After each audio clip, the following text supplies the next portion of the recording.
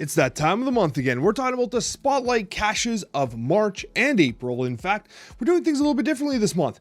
Not only will we be talking about popularity instead of cube rate, but we're also going to be taking a look at March as a whole and giving you my final impressions as the spotlight caches for March, and also a far look into the future into April. Now, those caches can change quite dramatically. Moreover, the cards themselves featured in the caches can be nerfed, changed, or modified. So we're just going to be taking a look out into the future to see what is there, what's present, and perhaps there might be something worth waiting for, but things can change rather rapidly. With that being said, if you'd like to support my content, hitting the like button is the best thing you can do. Let's get started with week number 1, and it's March 5th to 12th. And it's the Pixie week, and this is already the first week. I'm copping out a little bit. 2 to 4 stars, and the reason for this, it's all on Pixie's viability. I think that Mobius and Mobius should be in your collection. It is a Series 4 card, so that brings the rating down slightly, and Spiderham, while being Series 4, I think it's a very good Conquest card and does find itself into a number of different decks. But what you really want here is Pixie. Pixie's going to be one of those cards I think is going to be one of the most fun cards in Marvel Snap. It has the potential to be extremely good, but it might just not actually pan out the way you think it might. Like, I mean, the random nature of the card truly makes it impossible to predict without playing it. Mobius and Mobius, if in your hand after you play Pixie, then you play Mobius and Mobius down, it will prevent any negative swaps from happening, like changing a 2-cost card to a 6, for instance, while maintaining the 6-cost cards that get changed to a 2. Very interesting synergy, and that's probably why they're being included in the same week. At a 2-1, you'd imagine the effect is very strong, so perhaps Pixie has quite a bit of potential. This week feels like a 4-star for me, but I do err on the side of caution. If anything, this is one of those weeks that you're going to want to wait to see how Pixie shakes up, especially if you have Mobius and Mobius and Spiderham, because they're Series 4 cards, right? And if you have these cards already and perhaps Pixie's actually popping off, you use your tokens to purchase her, right? So definitely a wait and see week, but Pixie has definite potential. Going on to March 12th to 19th. Now, this is a very strong week. It's held back by Man-Thing. Honestly, Man-Thing, 1 star. Not because I don't like the card. I actually do like Man-Thing. You know, realistically, it's a low popularity card. It's a good win rate card, but it's Series 4 as well. And you add all these things together, it just does not carry that much value from a Spotlight Key perspective. But Miss Marvel is an absolute banger. 11% of the meta, even post-nerf. It's one of the best cards in Snap, and the only reason why I give it a 4 star is because it is kind of being pulled back after its nerf. But Mockingbird honestly looks like it's going to be a very strong card, activating a whole number of cards like Shauna, Squirrel Girl, and others that perhaps had not been seeing much play prior. It looks like it's going to be one of the absolute best Patriot cards in the game if you consider things like Mr. Sinister, Brood, and others, being able to give it a lot of procs and being able to get it out almost dirt cheap. Mockingbird might be one of the pleasant surprises of this month. I definitely think it's worth targeting. So this week as a whole, especially if you don't have Miss Marvel, is a roll week. Sucks that Man-Thing's in there. Honestly, at least it's a good variant if you have it already. But Mockingbird, I think, might be absolutely one of the best cards of the month, and it's going to be a 4-star week. We move to March 19th to 26th. Now, this is probably the week where most people can save their Spotlight Keys. Cannonball, honestly, is pretty good. It doesn't seem that bad. It got adjusted just before its launch. Well, I shouldn't say that. In the dev announcement video, the text changed. It made it better. However, it still feels like a little bit of a crapshoot. Now, I just realized I incorrectly have it labeled as a Series 4. All the cards moving forward are Series 5, so that's a bit of a typo there. But Cannonball as itself might be good. But for me, I mean, Kitty Pryde you probably have already. Ghost Spider is not particularly meta relevant. The thing about Kitty Pryde though, we are in the Hope Summers era, right? And as of recording, Hope Summers has not come out yet. However, when Hope Summers comes out, Kitty Pryde might have a resurgence. So I give 3 stars because Kitty Pryde's the kind of card you want in your collection. Its effect is very unique, and its play pattern is very unique, and you kind of want that tool in your tool belt, so to speak. But overall, it's a 2-star week. It's worth passing on if you need to. And again, just noting, it's a Series 5 card, not a Series 4 card. Moving on to March 26th and April 2nd, this is a 4-star week without question because I actually really do believe in War Machine. I'm being a little conservative, I think. This could have been a 5-star card. I think this card is very strong. The effect is very strong, and it has surprising synergy with cards like Ebony Maw, Infinite, and others. However, let's be honest, Silk and Silver Samurai are kind of weak pairings. I think Silk is a decent card. Its win rate's completely in the tank right now because I think that that archetype got hit pretty hard. And Silver Samurai, honestly, is actually seeing some play. but it's really not that good either.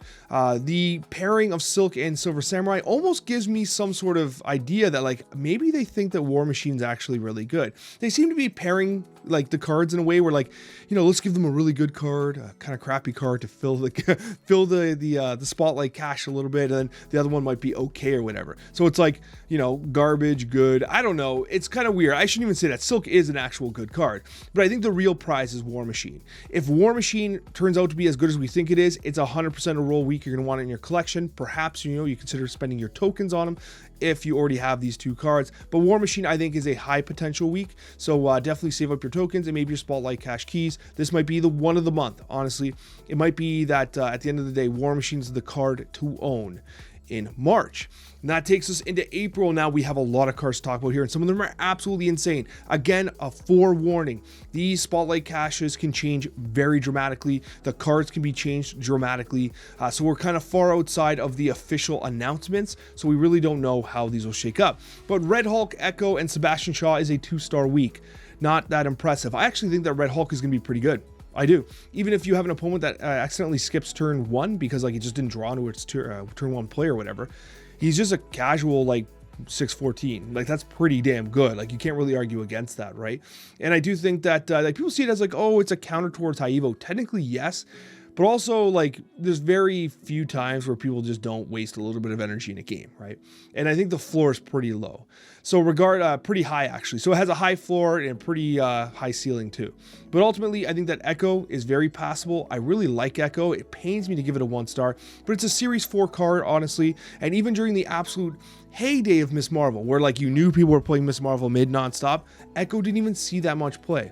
It was kind of disheartening. I played it, but no one else did. And Sebastian Shaw, despite actually being statistically pretty decent, is just not that great. Silver Surfer's just not that great. Now, this is prior to Hope Summers coming out. There's a chance that Hope Summers is a 3-cost card with some legitimate potential to maybe take Sarah out of Surfer list, will rejuvenate Silver Surfer, and as a result, Sebastian Shaw might actually be extremely relevant.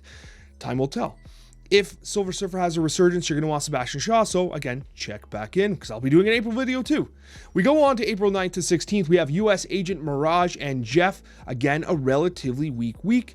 Funny there, Alex. Good job. Anyways, Jeff obviously is the steal here. Jeff only a 4-star, Alex, not a 5. Well, it's because you got War Machine came out prior, right? War Machine comes out. I think War Machine takes a little bit of gusto out of Jeff's, right? It eats Jeff's lunch a little bit, so to speak.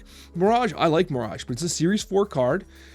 And that's that. And then you have US Agent, and I honestly don't think it's that good. I think it needs a bit of a buff. I just don't see it being quite good enough to be playable and competitive at its current stat line. It's just me. Series 5 for US Agent. No, I just have no interest in it. Feels like a weak week. Could even go to 1-star. Honestly, if you have Jeff already, you just skip the hell out of this week. I really do think so. But US Agent might see some changes. I might suspect that to happen. Going to April 16th to 23, we have the Red Guardian, Lady Deathstrike, and High Evolutionary. Another 2-star week. As you can see, I'm a little lower on this month, but not completely out of it. We got a week that's coming that's absolutely wild. But Red Guardian, I think it's an interesting card. Text-wise, it disables Zabu, Dracula. There's a lot of things it does. Iron Man, it disables. So I think that the tech factor of Red Guardian can't be slept on, but it's a very defensive card, right? It doesn't, like, it's not a card that you can build into your deck and be like, hell yeah, this is what's going on. Like, this is my attack vector. It'll always have a play. It'll always have a purpose, but at the same time, like, it kind of feels awkward from that perspective. So I'm cautiously optimistic as a 3-star, but honestly, I can see it kind of underperforming. Lady Deathstrike Series 4, I actually like LDS, but it's just not meta relevant. It's not overly powerful. Its win rate's nice and low. It's a 1-star card. And then you have High Evo, which honestly brings the week up. Like, High Evo is a 5-star card in my opinion. I think everyone should have it in their portfolios or their collections. If you're a new player, you need High Evo. I think it unlocks a whole new archetype that's relatively beginner friendly for you. You have most of the cards already for the most part. High Evo is an absolute must have. Now keep in mind, High Evolutionary is going to be in the Spotlight Cache after Red Hulk. So Red Hulk is going to be available from Spotlight keys and stuff. High Evo is going to be in the Spotlight Caches afterwards. So there's a chance that now High Evo might not have the capabilities it has now with that major kind of counterbalance in Red Hulk. So bear that in mind.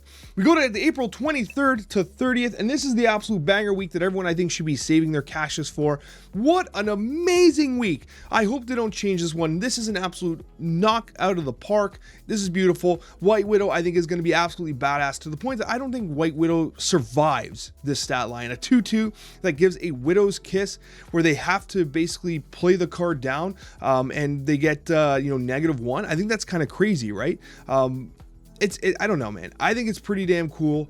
It goes on to their side of the board, so it doesn't go into their hand like the Widow's Bite. I almost misspoke there. It goes on to the opposite side of the field and it has a -1 power. So it's like a disruptive Soulstone, which is kind of crazy, right?